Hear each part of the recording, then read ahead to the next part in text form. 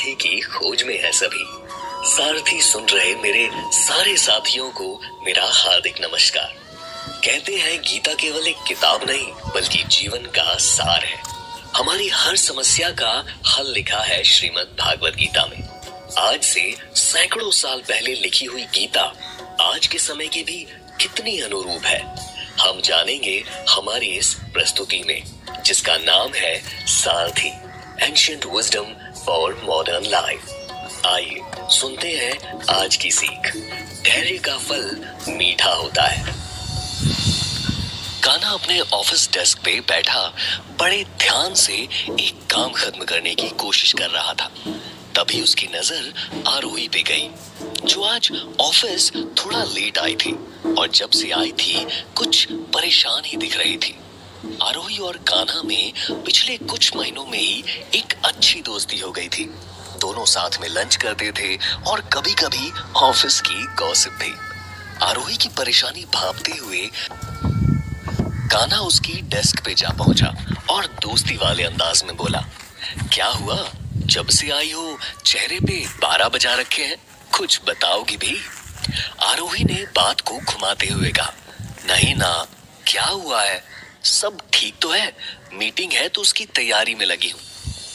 मुझे तो नहीं लगता, कुछ तो है जिसे लेकर तुम परेशान हो। बताओ मुझे, शायद मैं कुछ मदद कर पाऊं। आखिर दोस्त होते किस लिए हैं? मदद के लिए ही ना। आरोही कुछ सोच में पड़ गई। एक पल के बाद वो कान्हा की तरफ देखते हुए बड़ी गंभीरता से बोली, कैंटीन चलोगे? कान्हा ने हामी भरी और दोनों नीचे वाले फ्लोर पे बनी कैंटीन जा पहुंचे। आरोही किनारे पे लगी एक टेबल पे बैठ गई और कान्हा कॉफी लेने चला गया। कान्हा जब कॉफी लेकर लौटा तो उसने देखा आरोही खिड़की से बाहर एकटक देखे जा रही थी, जैसे कि किसी बात को बहुत गहराई से सोच रही हो। कॉफी, उसने कॉफी मग को आरोही के सामने रखते हुए कहा। कान्हा की आवाज सुनते ही आरोही अपने थॉट से बाहर आई और चेहरे पे फीकी मुस्कान लाते हुए बोली, थैंक्स। तो अब बताओ, किस उधेड़-बुन में घूम रही हो? क्या परेशान कर रहा है तुम्हें? पेरेंट्स ने शादी फिक्स कर दी क्या कहीं?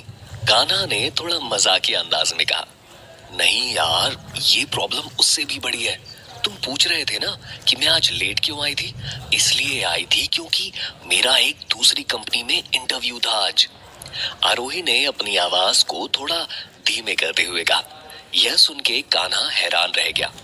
उसे लगने लगा कि आरोही को यहाँ से निकलने की क्या जरूरत पड़ गई। अच्छा काम करती है, बॉस को भी उसका काम पसंद आता है, फिर ये ऐसा क्यों कर रही है? कान्हा ने हैरान होते हुए कहा, इंटरव्यू? लेकिन क्यों? अच्छा तो चल रहा है तुम्हारा यहाँ सब, फिर जॉब छोड़ने का क्यों सोचने लगी तुम? आरोही कॉफी का एक सिप लेते हुए बोली, अच्छा चल रहा है लेकिन आगे का पता नहीं ना, कब तक अच्छा चलेगा। अब तुम खुद ही देख लो, कितना टाइम हो गया है मुझे यहाँ आए हुए, लेकिन प्रमोशन की तो कोई बात ही नहीं कर रहा है। बस लोग काम पे काम पकड़ाए जा रहे हैं। अब ऐसे में अगर कोई अच्छा ऑफर मिलता है तो कोई कैसे मना कर सकता है? कान्हा यह सुन थोड़ा सोच में पड़ गया।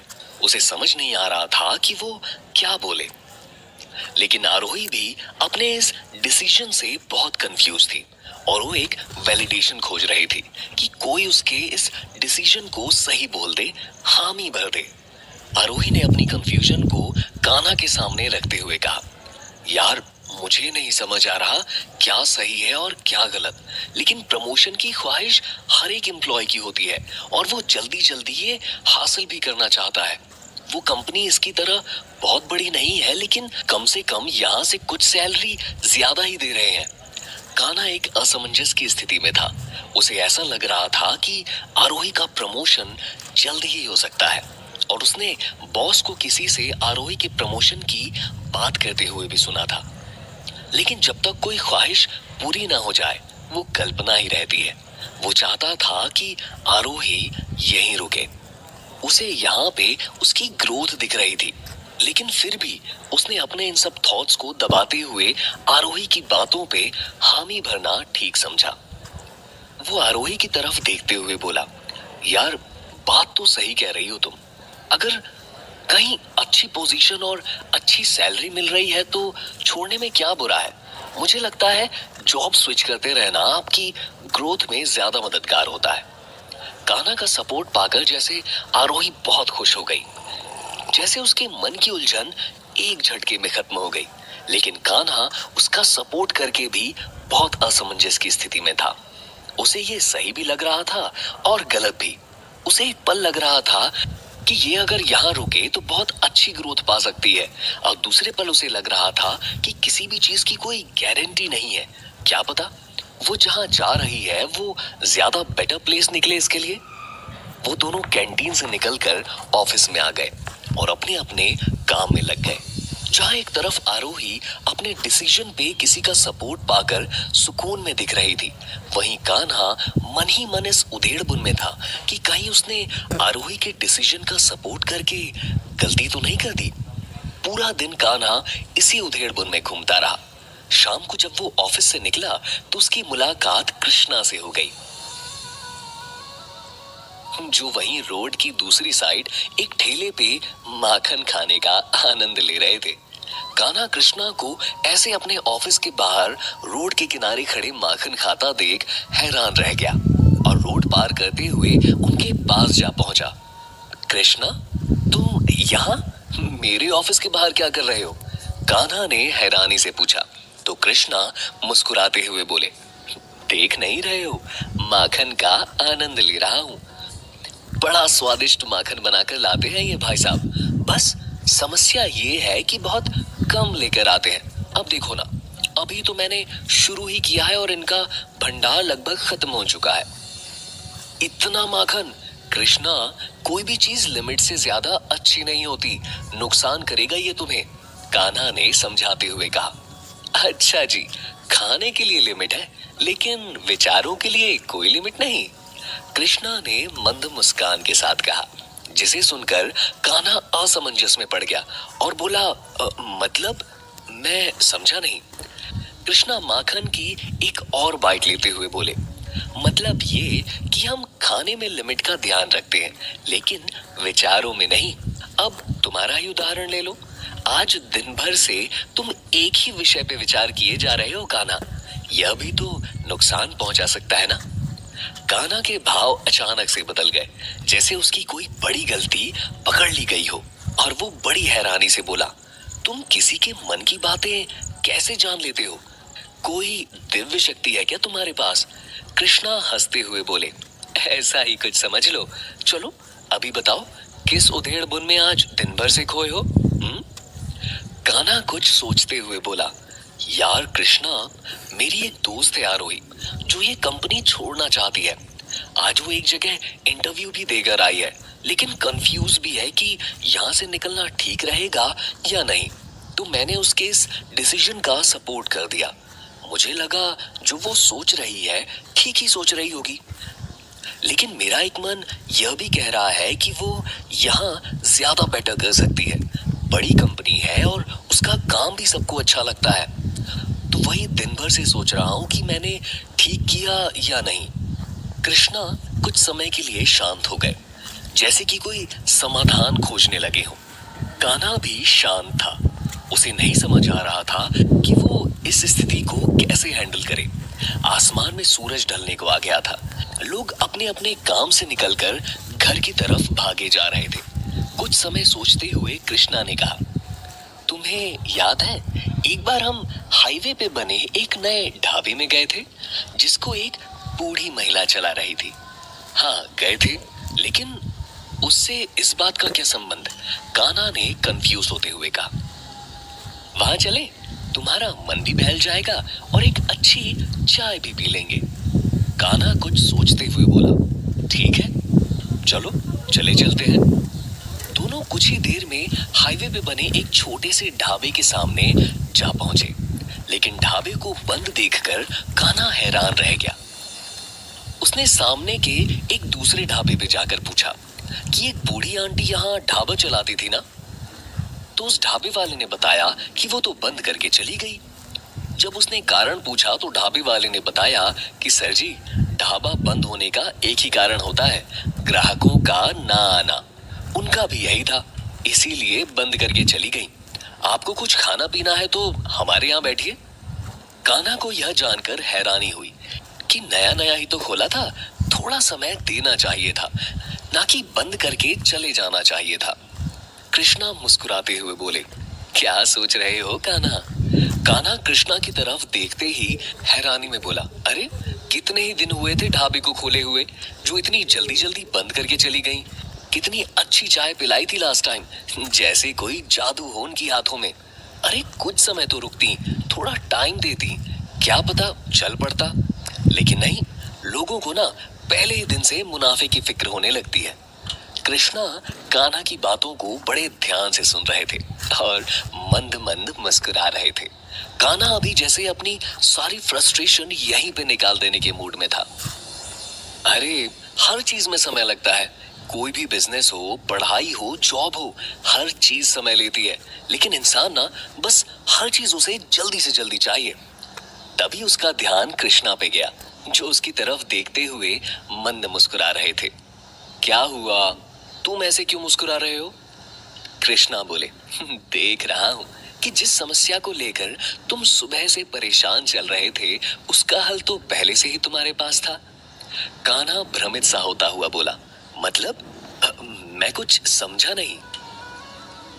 कृष्णा मुस्कुराते हुए बोले, मतलब ये कान्हा कि जैसे तुम अभी ये सोच रहे हो कि आंटी अगर धैर्य के साथ कुछ दिन और रुकती तो हो सकता था कि यह ढाबा चलने लगता, लेकिन उन्होंने जल्दबाजी दिखाई और बंद करके चली गई। यही गलती तो तुम्हारी दोस्त आरोही भी कर रही है।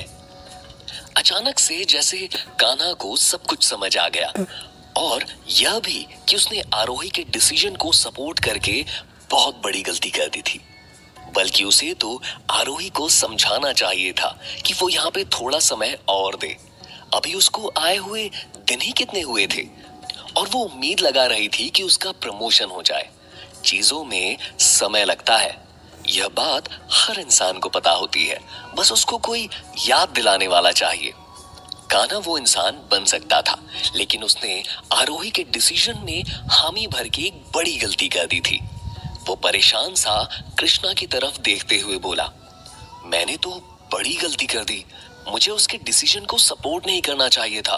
क्या भरोसा कि वो जहां जा रही है वो अच्छी कंपनी होगी, या फिर उसे वहां वो ग्रोथ मिलेगी जो उसे यहाँ नहीं मिल रही है। मैंने तो बॉस को बात करते भी सुना था कि आरोही का प्रमोशन होना ही चाहिए, फिर भी मैंने उसके डिसीजन को सपोर्ट कर दिया।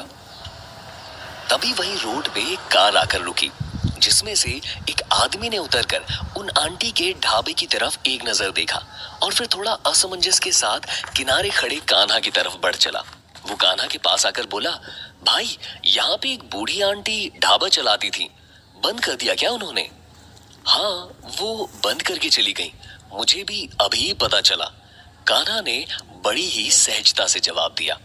अरे कितना अच्छा खाना बनाती थी, और उनके यहाँ के समोसे तो लाजवाब थे। मैं तो 200 समोसों का ऑर्डर लेकर आया था। मुझे लगा था पार्टी में इससे अच्छी चीज क्या ही खिलाई जा सकती है। लेकिन वो आदमी यह बोलते हुए अपनी कार की तरफ बढ़ गया और कार स्टार्ट करके वहां से निकल गया। यह सब देखते हुए कृष्णा बोले, देखा कान्हा, अगर वो थोड़ा धैर्य के साथ कुछ समय और रुकी रहती तो धीमे धीमे उनका ढाबा बहुत अच्छा चल सकता था। लेकिन सामने वाले ढाबे को बहुत ज्यादा चलता देख शायद उनका भी मन जल्दी सफल होने का करने लगा। लेकिन उन्होंने ये नहीं सोचा कि सामने वाला ढाबा पिछले कई सालों से यहाँ पर है और एक लंबे समय बाद आज इतनी सफलता पे है। हम कई बार सामने वाले को देखकर या खुद में भी जल्दी जल्दी सफल होने का सोचने लगते हैं, और जिसमें हम धैर्य खो बैठते हैं, और जिसके कारण हमें असफलता का सामना करना पड़ता है। तेजा क्षमा धृति शौच मद्रोह नाति मानिता भवन्ति संपदम दैवी मभिजातस्य भारत। यह श्लोक हमें तेज, क्षमा, धैर्य, शुद्धि के बारे में बताता है, लेकिन मैं यहाँ तुम्हें केवल धैर्य के बारे में बताता हूँ।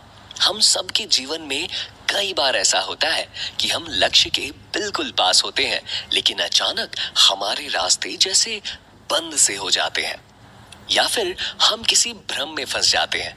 भ्रम इतना ताकतवर होता है कि कभी-कभी उस भ्रम को ही हम लक्ष्य समझ लेते हैं और अपने लक्ष्य से दूर होने लगते हैं। अब सवाल यह उठता है कि ऐसे में क्या किया जाए? तो उत्तर है धैर्य।